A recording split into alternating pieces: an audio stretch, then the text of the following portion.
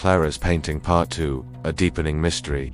For Clara, the line between fascination and fear had blurred into a single, terrifying reality. Her research began with a frantic energy, starting with the faint signature at the bottom corner of the canvas, almost invisible under layers of varnish. Signature read JM and the year 1912. It was a small clue, but for Clara it was a lifeline to sanity. She spent countless hours in the local library's archives, her fingers stained with the dust of forgotten records. The city directories from the early 20th century were her new novels, each page a potential answer. Finally, she found him, James Meredith, a promising artist who had vanished without a trace in the spring of 1913. The newspaper clipping was brief, mentioning his sudden disappearance and a collection of unfinished works left behind in his studio. A chill ran down Clara's spine. The man in the painting wasn't just a subject, he was the artist himself, a subtle portrait. Back home, the painting seemed to watch her, its presence more intense than ever. The changes were no longer subtle.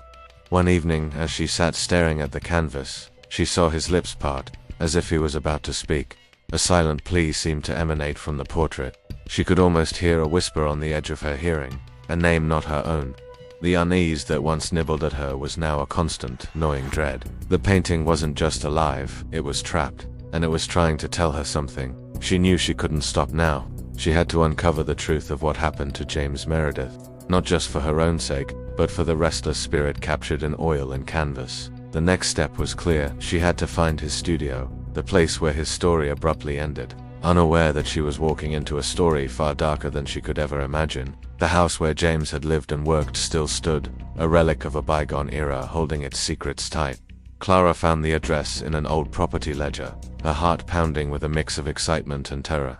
The mystery was no longer confined to her bedroom wall. It was pulling her out into the world, into the past, towards a truth that had been buried for over a century, a truth the man in the painting desperately wanted her to find. The house awaited, silent and imposing. To be continued.